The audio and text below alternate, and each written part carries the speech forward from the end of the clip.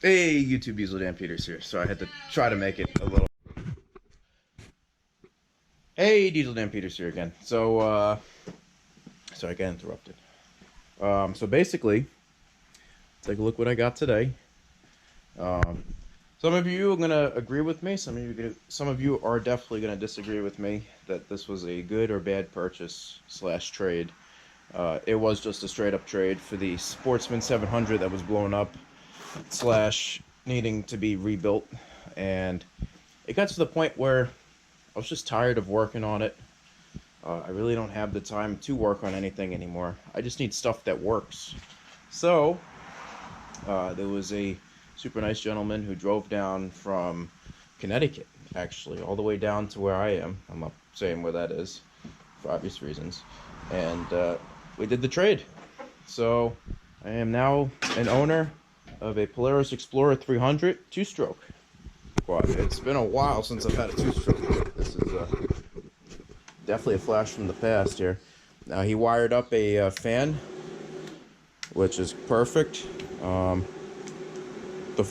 all-wheel drive does work, and it lights up, which is kind of cool. I just noticed that the all-wheel drive does light up. I don't know if it's supposed to say if it's off or not too, but either way. And I'll show you all this thing running.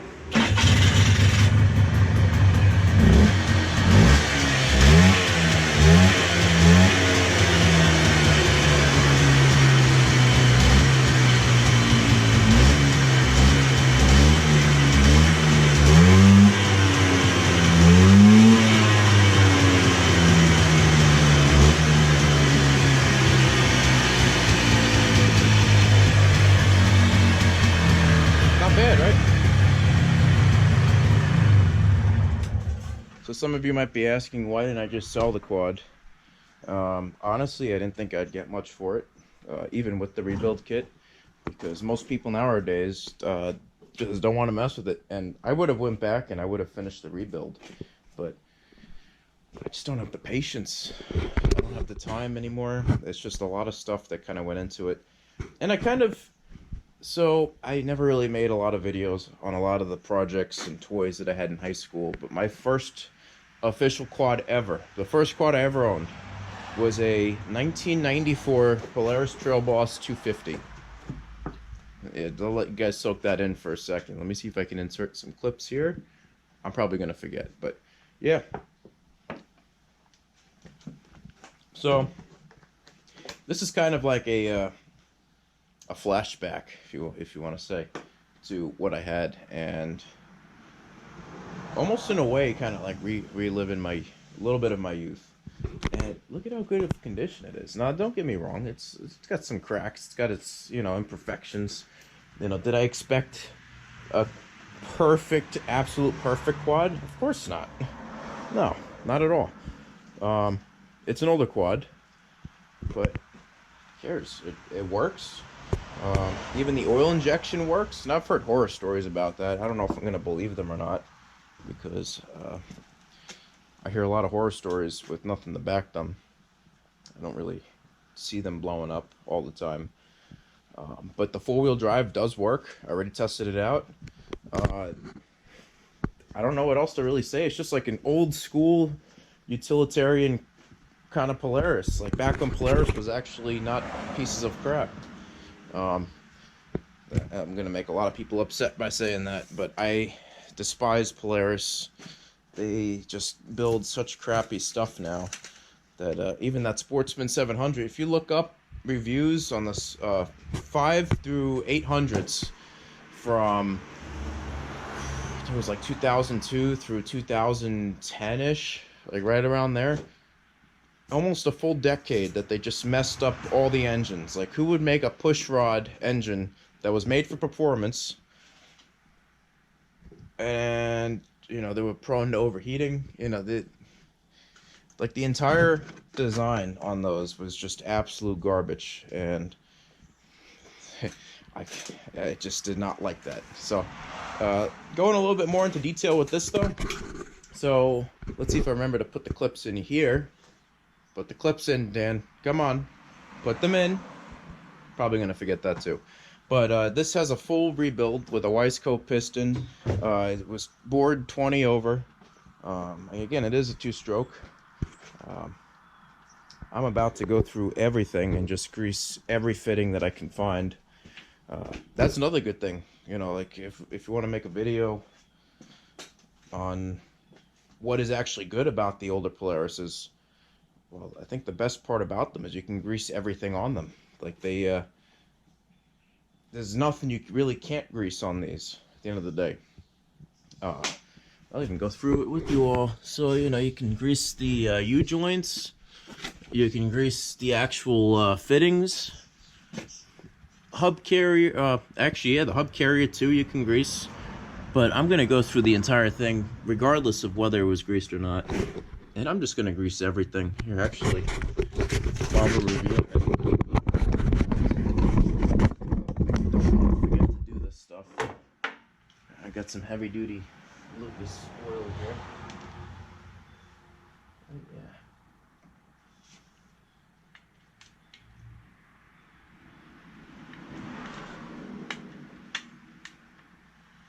Nice. Once I see it oozing out, that's how I know there's enough grease.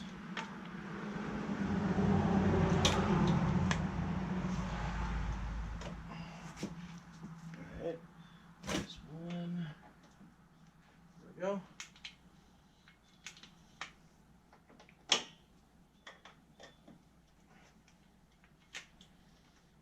Oh.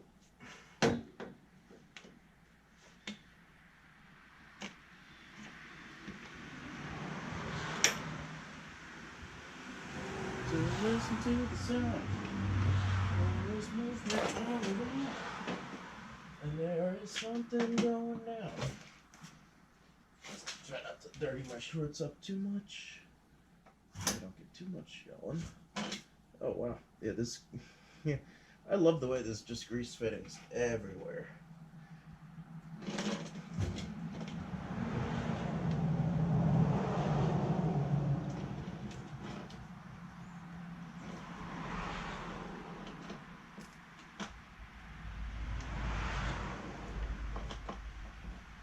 Because these things just hold up way better because of them.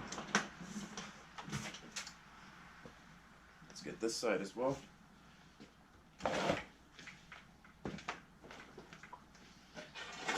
Only one that I missed on this side. It's the same one I almost missed on the other.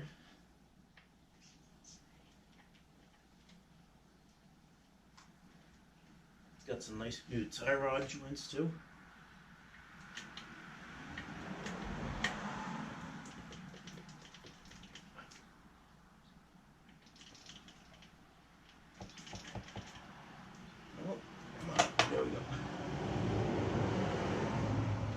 What else? I know that the rear axle takes grease as well.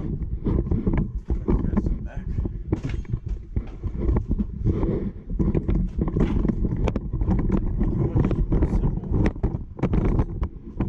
So that's not too loud for you guys. Sorry about that if it was. But yeah, it doesn't any more simple than this. Look at that.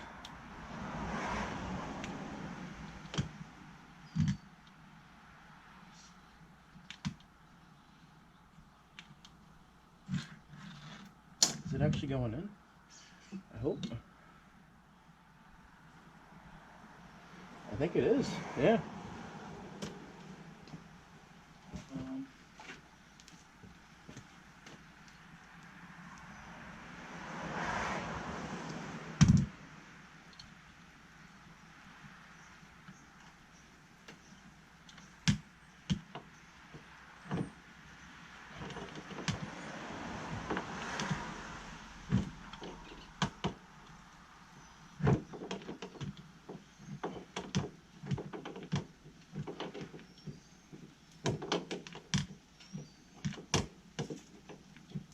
No, I think it just started to ooze out.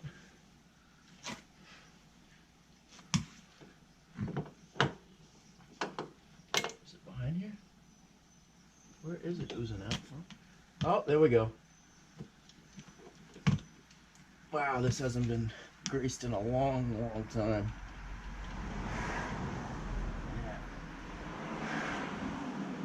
where else can we grease?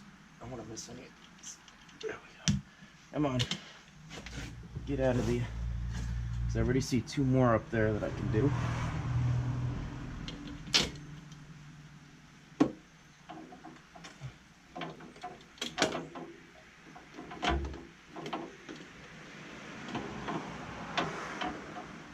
Oh, that wasn't staying. Come on. Let's see if I can.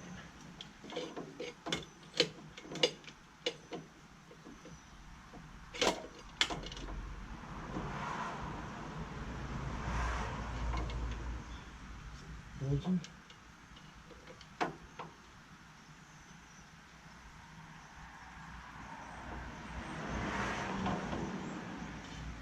There we go. Oh yeah. Alright, there's another one. Okay. You know what the crazy part about this? This will probably be the only big maintenance the squad really needs. Ever. That's how these older ones were.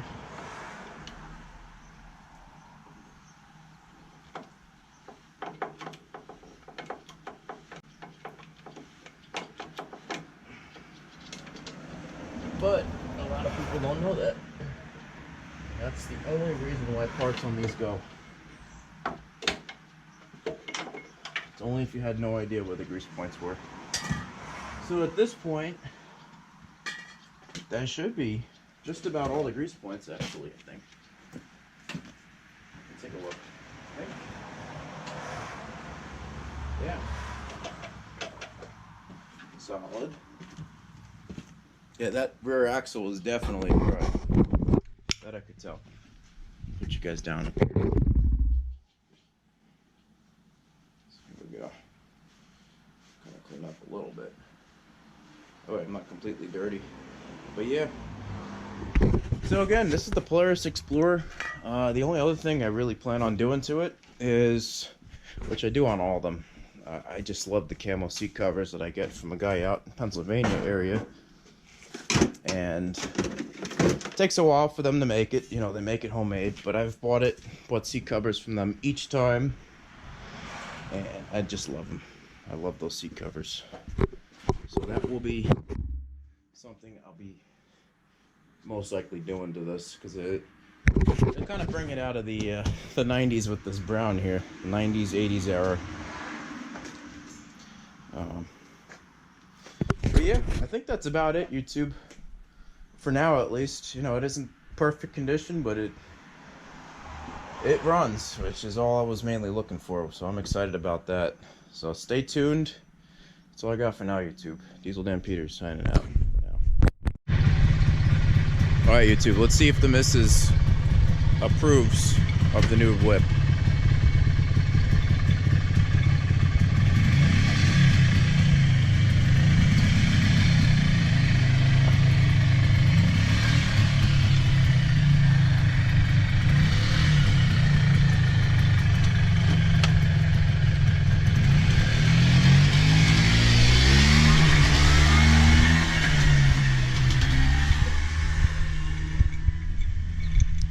Well, the fact that I can't even keep up means I think she likes it. Oh, here she comes.